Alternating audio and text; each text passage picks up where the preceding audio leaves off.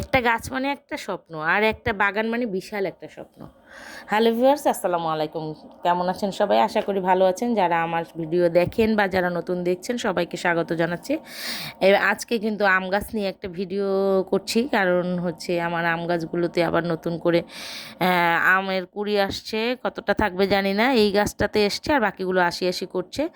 এখন সেই গাছগুলোকে আজকে একটু পরিচর্যা করব। এই আমার বাগানে মাত্র 4টা গাছ আছে এবং সেই 4টা গাছের ভিতরে 3টাই হলো 12 মাসি, একটা হলো সিজনাল।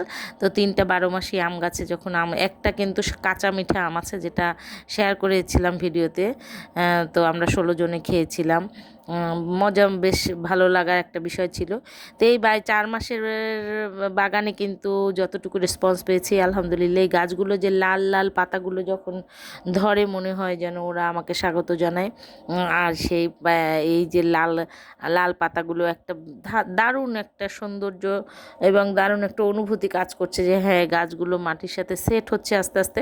ওরা ওদের বৃদ্ধি এবং বিকাশের চেষ্টা করছে, বা যতটুকু পুষ্টিগুণ ওরা পাচ্ছে তাতে গাছগুলো বাড়তে শুরু করেছে, বা ভবিষ্যতে ভালো একটা কিছু আশা করা যায় আলহামদুলিল্লাহ।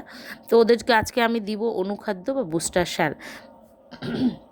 অনুখাদ্য সম্পর্কে তো আমরা ম্যাক্সিমাম যারা বাগান করে সবাই জানে যে অনুখাদ্যটা হচ্ছে সুষম সার বলছে। এই যে সুষম সার বলছে এই কারণে, এটাই কিন্তু নাইট্রোজেন, ফসফরাস, পটাশ সহ আরও ওদের যেসব অত্যাবশ্যকীয় উপাদান গাছের বৃদ্ধি এবং বিকাশের ক্ষেত্রে সবগুলোই কিন্তু এই সারটার ভিতরে থাকে। কেননা এটা অনেক কিছু মিক্সড করে এই সারটা বানানো হয়, যেমন হাড়ের গুঁড়া, শিংকুচা, ঝিনুকের গুঁড়া, জৈব সার, ট্রাইকোডার্মা, তারপরে হচ্ছে ভার্মি কম্পোস্ট, গোবর সার, ডিমের খোসা, চা পাতা, এরকম অনেক কিছু, ইপসম সল্ট, মুরগির বিষ্ঠা, এরকম অনেক কিছু পটাশ মিলিয়ে মিশিয়ে এগুলো কিন্তু এই সারটাকে করে। তার ভিতরে কোকোপিটের গুঁড়া আছে, তারপরে হচ্ছে অনেক কিছু থাকে, যার ফলে এই প্রত্যেকটা কিছু দিয়েই কিন্তু এই গাছের পুষ্টির গুণটা বাড়ে মাটিতে।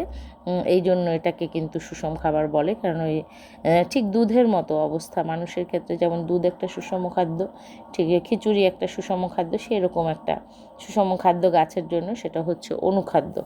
তো এটা আমি অনলাইন থেকে নিয়েছি, আর এই প্যাকেট থেকে এখন আমি ঢেলে নিলাম। আমি যে এলাকায় থাকি, আমি যতগুলো নার্সারিতে আমার যাতায়াত আছে, আমি কিন্তু এই জিনিসটা অ্যাভেলেবেল পাই না, যার ফলে একটু অত বেশি যে হাত খুলে দিব সেটা না, আমি অল্প অল্প করেই দিব। এখন একটু দিব, আবার কিছুদিন পরে দিব। সেজন্য প্রত্যেকটা গাছের হয়তো বেশি বেশি দিব না, অল্প অল্প করেই দিব। এই একটা প্যাকেট আমি এই 4টা গাছের ভিতরেই দিয়ে দিব, অল্প করে 2-4 মুঠ করে করে। সেক্ষেত্রে মাটিগুলো আমি একটু খুঁড়ে নিলাম, যাতে এর পুষ্টিগুণটা, শিকড়টা ভালো করে দিতে পারে। তবে একদম গাছের গোড়াটায় দিচ্ছি না, একটু দূরবর্তী অবস্থানে দিচ্ছি, এবং দেওয়ার পরে যে এইরকম করে 2বার দিয়ে দিচ্ছি মাটি বুঝে। এখন যেটা দিচ্ছি, এই ড্রামটা একটু বড়, এখানে মাটি বেশি, তাই এখানে একটু বেশি দিচ্ছি। এরপরে এগুলো মাটি দিয়ে একটু ঢেকে দিচ্ছি।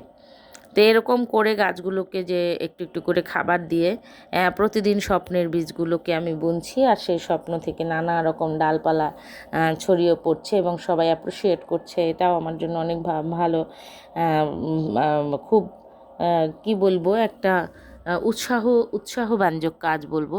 সবাই এটা যখন প্রশংসা করে যে না, সুন্দর হচ্ছে, ভালো হচ্ছে, আলহামদুলিল্লাহ, তখন কিন্তু একটা ভালো লাগা কাজ করে। আসলে বড় বাগান করা এটাই আমার প্রথম। আগে আমি টবে বাগান, মানে টবে লাগাতাম ভেতরে বারান্দায়। সেক্ষেত্রে এত কিছু স্প্রেড করার সুযোগ ছিল না। তো এখন আমি সাহস করে সময় পাবো এরকম একটা বিশ্বাস ছিল না যে সময়টা করতে পারবো। এখন যুদ্ধ হয়ে যায় নিজের সাথে। তারপরেও কিন্তু আমি বাগানটাকে চালিয়ে নিচ্ছি। আশা করি ইনশাল্লাহ সুস্থ যদি থাকে, আল্লাহ যদি সুস্থ বরকত দান করে, সুস্থতা দান করেন, দেন আমি এটা চালিয়ে যাব ইনশাল্লাহ। তো এই ভিডিও করতে করতে সন্ধ্যা হয়ে যায় একেবারে, সেজন্য অনেক জায়গায় মানে ভিডিওটা ভালো আসে না। এই যে গাছের পাতাগুলো দেখেন কি সুন্দর করে তরতাজা হয়ে বেড়ে উঠছে, কার না ভালো লাগে। তো সবাই ভালো থাকবেন আর আমার জন্য দোয়া করবেন, আমার স্বপ্নের বাগানটাকে আরও সামনে এগিয়ে নিয়ে যাওয়ার। এই আম গাছের ডালে, যার ডালগুলো যেন মোটা হয়, আর সেই মোটা হয় প্রসারিত হয়, আর তার ডালে যেন নানা রকমের পাখি এসে ভর করে, এসে কিচিরমিচির তাদের শব্দে যেন চারিদিক মুখরিত থাকে। আমি সেই ক্ষণটার অপেক্ষা করছি আর স্বপ্ন দেখছি। আপনারা আমার স্বপ্নের সাথে থাকবেন, ভালো থাকবেন। আল্লাহ হাফেজ।